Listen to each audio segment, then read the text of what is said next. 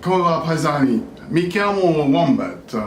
Ho studiato la lingua italiana per quasi 30 anni. Oh, sorry, hang on. This is supposed to be about Japanese. I'm supposed to be talking about learning Japanese. So, I guess here's the question, can a 62-year-old Australian old fart learn to speak Japanese in 12 months? Well, that's what I'm going to try and do, because next year, 2019 in August, with my youngest son Tim, I'm going to Japan, and I hope to be able to speak Japanese and to be able to play my ukulele for people in Japan. So yeah, here it is, 2018, I'm 62 years old. I've no real qualifications, but I've had a really great life. I now work, I'm semi-retired, I've got a little business, I live in far north Queensland, and as I said, I've got no formal qualifications, but I've had a lifelong education. So the plan is to learn to speak Japanese. I've got 12 months to do it, and the sub-plan is to try and to learn to read and write in Japanese. Now that's going to be stretching the friendship a little bit. And then in August next year, with my youngest son Tim, who's now in his 30s, we're going to go to Japan, take our ukuleles, spend 6 to 8 weeks there, and hopefully have a great time. Now, a couple of things. First of all, nearly 30 years ago, I studied Japanese language. I did a 4-year part-time course at TAFE in Western Australia. And at the end of that 4-year course, I got a really high mark. I was about 3rd or 4th in the class. I mean, we started off with like 60 people started the course, 15 people finished. So I was in the top 5th of the class at the end of it. Having said that though, even though I qualified so highly up in the class, at the end of it I had a certificate, a piece of paper that said I'd studied and completed this course, course in Applied Language Studies Japanese, and I had A+ marks, and guess what, I couldn't speak Japanese. I could probably I had about 15, 20 set phrases where I could change verbs, change adjectives, change the object and the subject of the sentence, and if I sat down and took my time, I could create fairly elaborate sentences. But when you're in a conversation, you don't have time to think about which particular marker you're going to use, which conjugation of the verb you're going to use. I will tell you that there are no conjugations in Japanese verbs.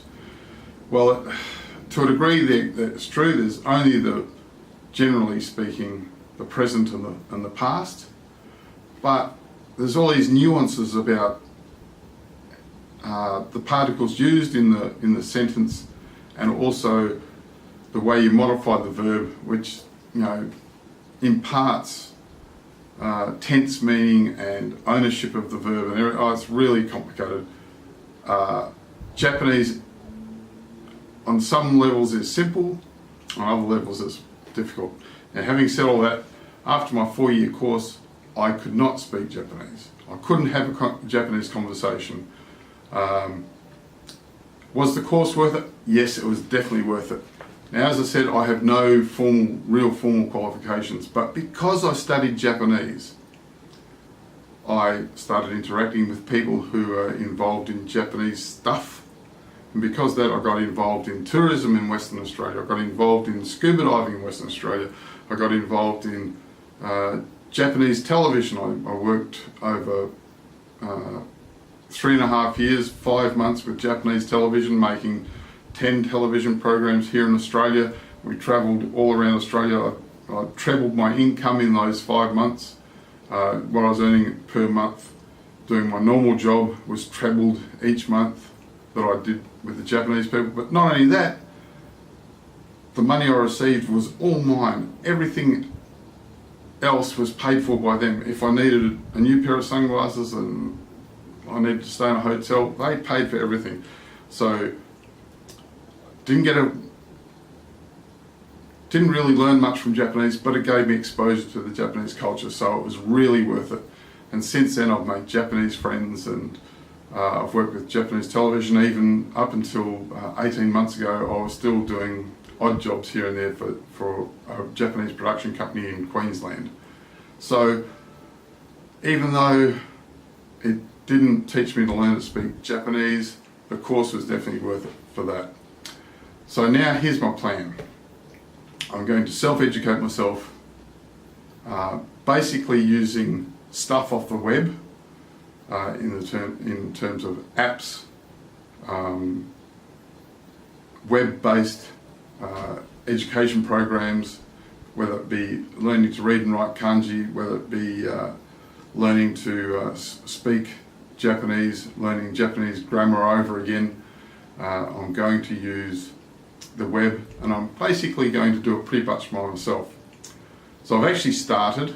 The first thing I've done is I've got a whole lot of apps, including Memrise, which appears to be quite good, although it's a bit expensive.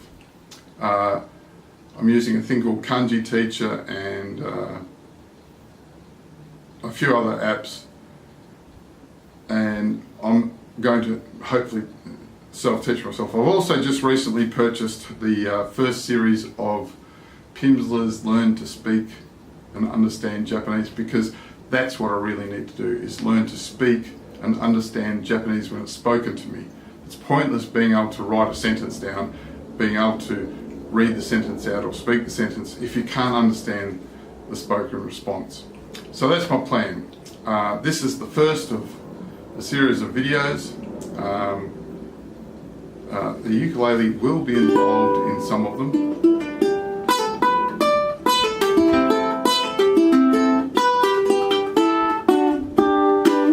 When you get to my age, you need to be able to just relax, and the ukulele does that for me. So you guys have a great night. This is the first of hopefully many videos. I don't know if anyone will ever see it. It may be just my grandchildren will look on these videos one day and say, hey, Granddad was a funny old fella. But there we go. So, arigatou gozaimashita. Oyasumi nasai. You guys have a great day. From Wombat in North Queensland. We'll catch you later.